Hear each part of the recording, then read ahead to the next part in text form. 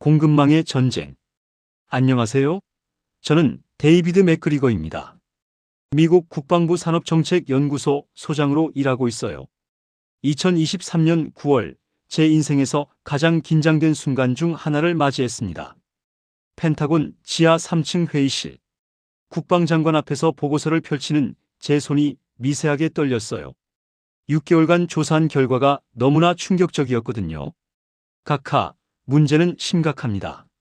록히드 마틴의 F-35납기 지연율이 42%에 달하고 레이시온의 미사일 부품 수급 실패율은 37%입니다.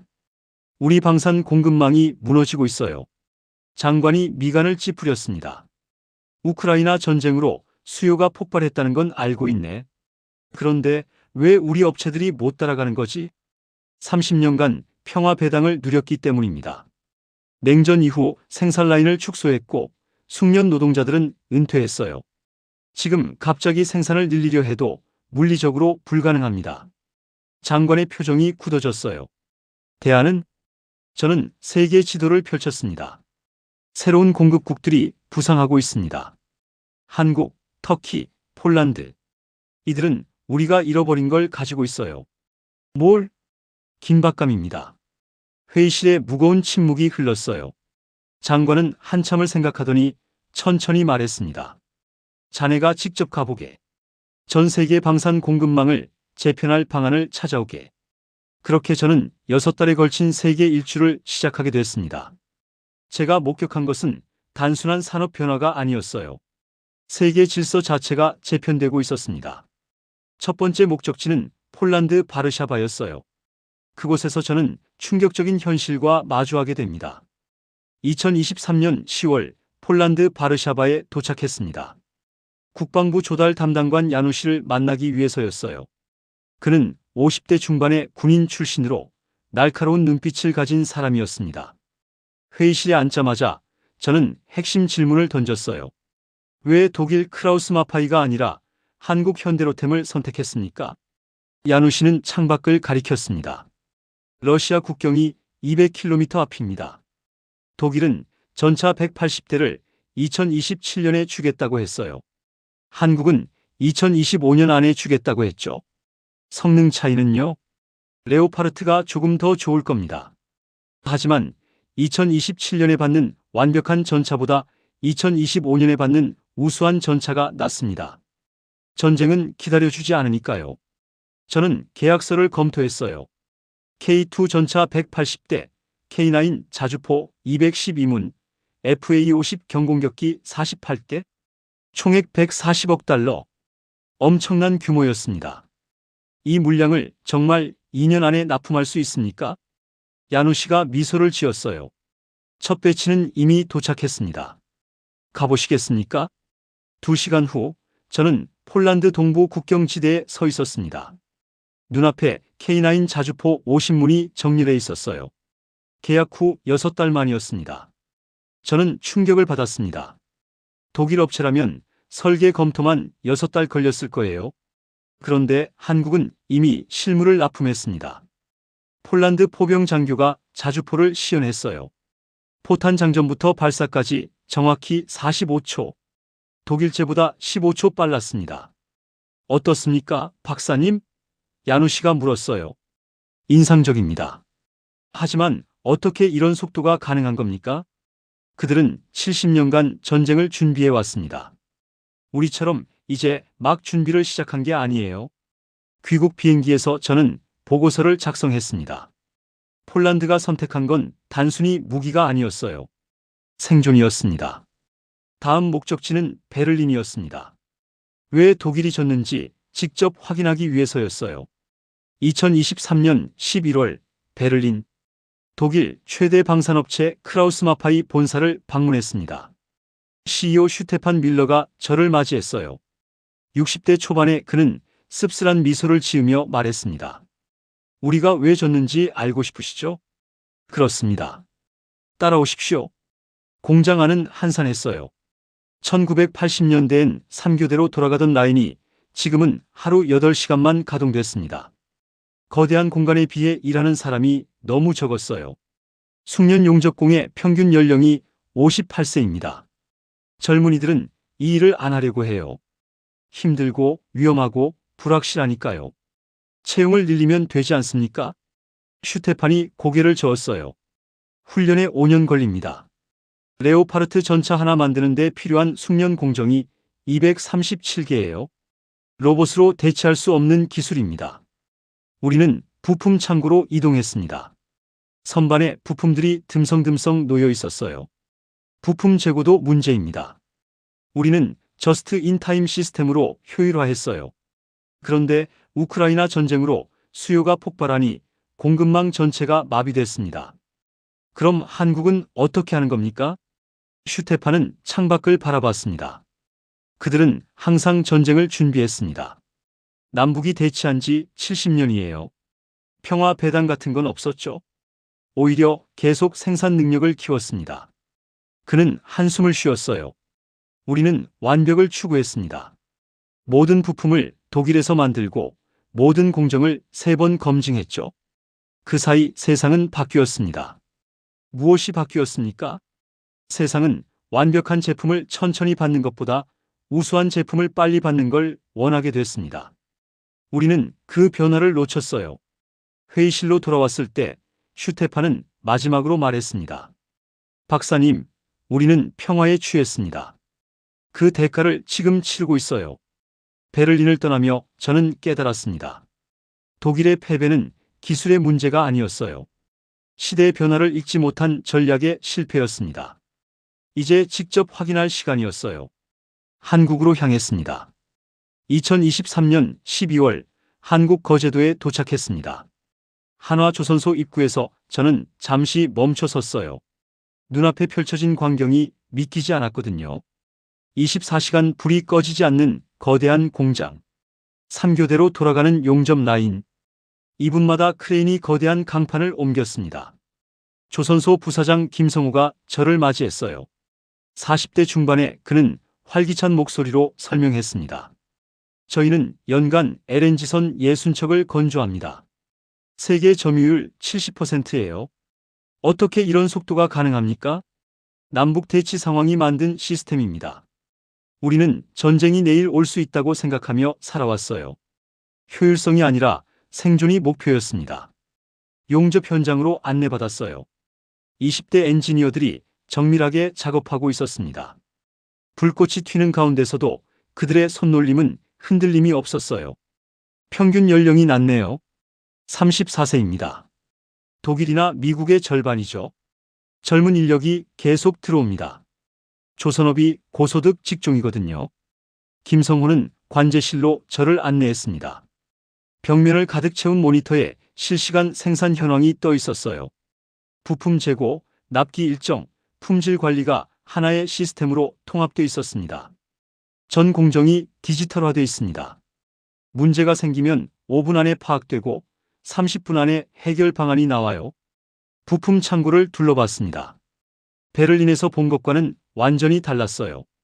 수만 개의 부품이 체계적으로 정리되어 있었습니다. 재고를 이렇게 많이 쌓아두는 겁니까? 6달치 부품을 항상 확보합니다. 전쟁이 나면 공급망이 끊길 수 있으니까요. 효율성보다 안정성이 우선입니다. 저는 깨달았습니다. 서방은 효율성을 추구했어요. 재고를 최소화하고 비용을 절감했죠. 한국은 생존을 추구했습니다. 언제든 작동할 수 있는 시스템을 만들었어요. 김성우가 마지막으로 말했습니다. 박사님, 우리의 강점은 기술이 아닙니다. 긴박감이에요. 거제도를 떠나며 저는 보고서에 적었습니다. 한국의 성공은 우연이 아니다. 70년간의 긴장이 만든 필연이다. 다음은 베이징이었습니다. 또 다른 강국의 현실을 확인해야 했어요. 2024년 1월 중국 베이징 NORINCO 본사에 도착했을 때 분위기가 심상치 않았습니다. 부총재 왕래이가 저를 맞이했어요. 50대 후반의 그는 평소와 달리 조심스러운 표정이었습니다. 회의실 문을 닫자마자 그가 낮은 목소리로 말했어요. 작년 우리 매출이 10% 감소했습니다. 어째서입니까? 세계 수요는 폭발하고 있는데요. 왕래이는 주위를 둘러보더니 더 목소리를 낮췄습니다. 부패 척결 캠페인 때문입니다. 군부 고위층 20명이 체포됐어요. 주요 계약들이 전부 동결됐습니다. 그게 생산에 영향을 줍니까? 모든 결정이 멈췄습니다. 누구도 책임지고 싶어 하지 않아요. 승인 하나 받는데 6달 걸립니다. 예전엔 2주면 됐는데 말이죠. 공장을 시찰했습니다. 최신 설비가 갖춰져 있었어요. 독일제 공작기계, 일본제 정밀 측정기. 하지만 가동률은 60%에 불과했습니다. 왜 놀리고 있습니까? 부품 공급이 끊겼습니다. 협력업체 사장이 뇌물 혐의로 구속됐거든요. 그 업체가 핵심 유압 부품을 독점 공급했는데 지금은 대체 업체를 찾는 중입니다. 조립 라인에 반쯤 완성된 장갑차들이 줄지어 서 있었어요. 왕래이가 설명했습니다. 저 차량들은 석 달째 멈춰 있습니다. 엔진이 없어서요. 엔진 공급업체 CEO가 조사를 받고 있습니다. 회의실로 돌아왔을 때 왕래이는 솔직하게 말했어요. 박사님, 우리는 기술도 있고 설비도 있습니다. 하지만 시스템이 마비됐어요. 부패를 척결하는 건 좋은데 그 과정에서 모든 게 멈춰버렸습니다. 대안은 없습니까? 있습니다. 하지만 시간이 필요해요. 2년, 아니 3년은 걸릴 겁니다. 그 사이 시장은 우리를 기다려주지 않을 거예요. 베이징을 떠나며 저는 보고서에 적었습니다. 중국은 하드웨어는 갖췄으나 소프트웨어가 고장났다. 부패가 군사력을 내부에서 잠식하고 있다. 이제 마지막 현장 조사가 남았습니다. 한국 창원. 실제 무기가 어떻게 만들어지는지 직접 볼 시간이었어요. 2024년 2월 한국 창원 한화방산 공장에 들어섰을 때 저는 숨을 멈췄습니다. 40톤짜리 K9 자주포가 조립 라인을 따라 천천히 움직이고 있었어요. 각 공정마다 정확히 배치된 작업자들이 숙련된 동작으로 부품을 장착했습니다. 마치 거대한 오케스트라 같았어요. 생산팀장이 설명했습니다. 한 대 조립하는데 72시간 걸립니다. 3일마다 한 대씩 완성돼요. 독일은 같은 사양 자주포를 만드는데 2주 걸린다고 들었습니다. 저희는 40년간 이것만 만들어 왔습니다. 북한 장사정포에 대응하기 위해서죠. 공정을 수천 번 개선했어요. 용접구역으로 갔습니다. 30대 초반의 용접공이 포탑 장갑을 정밀하게 용접하고 있었어요. 불꽃이 사방으로 튀었지만 그의 손은 전혀 떨리지 않았습니다. 저 용접공은 몇 년 차입니까? 7년 차입니다. 우리 공장 평균 경력이 9년이에요. 베를린에서 본 것과 비교하면 절반이죠. 하지만 생산성은 2배입니다. 부품 창고로 이동했어요. 거대한 자동화 창고에 수만 개의 부품이 체계적으로 정리되어 있었습니다. 로봇팔이 부품을 집어나르고 컴퓨터가 재고를 실시간으로 관리했어요. 재고를 이렇게 많이 쌓아두는 겁니까? 6달치 부품을 항상 확보합니다. 전쟁이 나면 공급망이 끊길 수 있으니까요. 저스트 인 타임은 평화시의 사치입니다. 품질 검사실로 갔습니다. 완성된 자주포가 각종 테스트를 받고 있었어요. 사격 시뮬레이션, 주행 테스트, 통신 시스템 점검. 불량률이 어떻게 됩니까? 0.3%입니다. 1000대 중 3대? 독일보다 낮아요. 어떻게 그게 가능합니까? 실패해서 배웠습니다. 1980년대엔 불량률이 15%였어요. 40년간 하나씩 고쳤습니다. 지름길은 없었어요. 관제실에 올라갔습니다. 거대한 스크린에 전체 생산 현황이 실시간으로 표시됐어요. 폴란드 납품 180대 중 137대 완료. 루마니아 주문 54대 생산 중. 에스토니아 계약 32대 대기 중. 팀장이 자랑스럽게 말했습니다. 우리는 약속을 지킵니다. 납기 준수율 94%예요. 창원을 떠나며 저는 깨달았습니다. 한국의 강점은 첨단 기술이 아니었어요. 40년간 쌓아온 신뢰였습니다. 약속한 날짜에 약속한 제품을 보내는 단순한 원칙. 그게 세계를 바꾸고 있었어요. 이제 워싱턴으로 돌아갈 시간이었습니다. 보고서를 완성해야 했어요. 2024년 3월 워싱턴 D.C. 6달간의 조사를 마치고 사무실로 돌아왔습니다. 책상 위에 쌓인 자료들이 산더미 같았어요.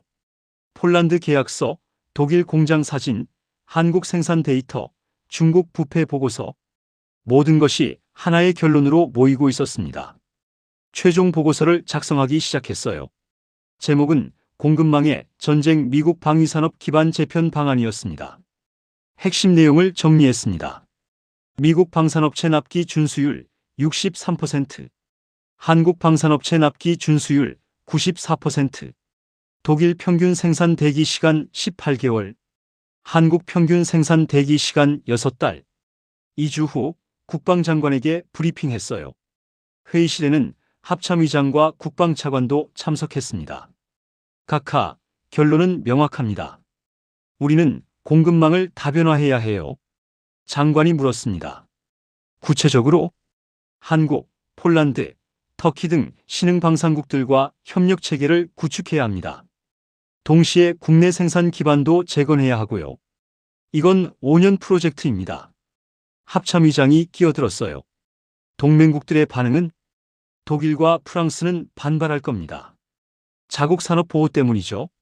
하지만 폴란드, 루마니아, 발트 3국은 환영할 거예요. 그들은 이미 선택했으니까요. 국방차관이 날카롭게 물었습니다. 한국을 믿을 수 있습니까? 북한과 대치 중인 나라인데요. 바로 그게 강점입니다. 70년간 전쟁을 준비한 나라예요. 평화에 익숙한 우리보다 훨씬 신뢰할 수 있습니다. 납기 준수율이 증명하죠. 장관은 잠시 생각하더니 창밖을 바라봤어요. 한참 후 그가 말했습니다. 하게. 하지만 명심하게. 이건 단순한 산업 문제가 아니야. 동맹 구조 전체를 바꾸는 일이네. 압니다. 하지만 전쟁은 기다려주지 않습니다. 우크라이나가 그걸 증명했어요. 장관이 고개를 끄덕였습니다. 3개월 안에 실행 계획을 가져오게. 나토 회의 전까지. 회의실을 나서며 합참의장이 조용히 말했어요.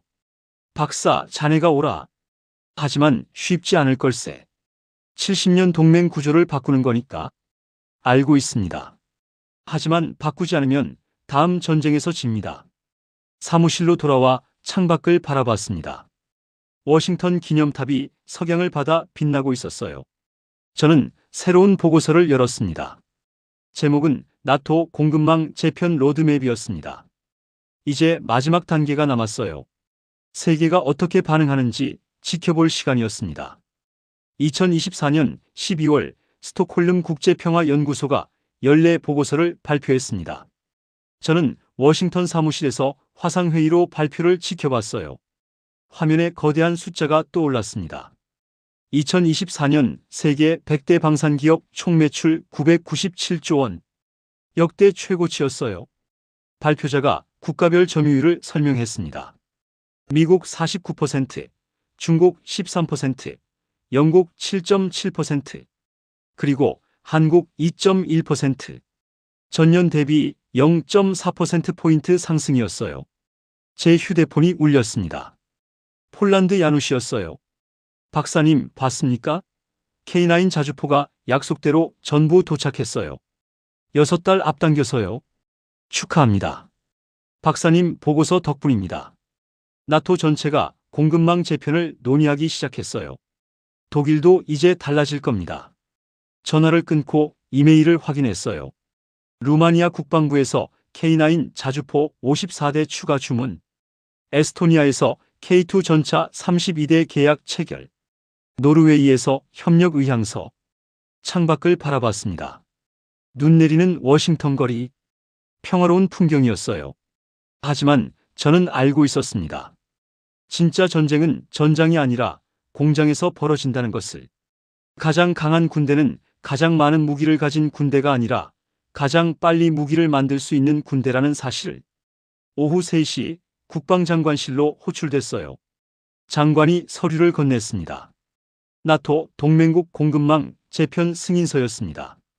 자네 계획이 통과됐네. 5년 프로젝트 시작이야. 감사합니다, 각하. 장관이 진지한 표정으로 말했어요. 하지만 명심하게. 이건 시작일 뿐이야. 우리가 잃어버린 40년을 되찾으려면 또 다른 40년이 필요할지 모르네. 압니다.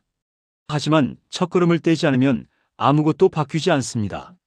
사무실로 돌아와 마지막 문서를 작성했습니다. 2025년 전망 보고서였어요. 타이핑하며 저는 6달간의 여정을 떠올렸습니다. 바르샤바에서 본 긴박감, 베를린에서 목격한 쇠퇴, 거제도에서 느낀 생동감, 베이징에서 확인한 혼란, 창원에서 배운 신뢰, 모든 것이 하나로 이어졌어요. 세계는 변하고 있었습니다. 997조 시장의 판도가 재편되고 있었죠. 보고서 마지막 문장을 적었습니다. 미래의 승자는 가장 좋은 무기가 아니라 가장 빠른 공장이 결정한다. 그리고 가장 빠른 공장은 가장 절박한 나라가 만든다. 저장 버튼을 눌렀어요. 창밖에선 눈이 계속 내리고 있었습니다. 6달 전 펜타곤 회의실에서 시작된 여정이 이렇게 끝났습니다. 아니, 끝난 게 아니었어요. 이제 막 시작이었습니다. 세계는 움직이고 있었고, 저는 그 변화의 한가운데 서 있었습니다.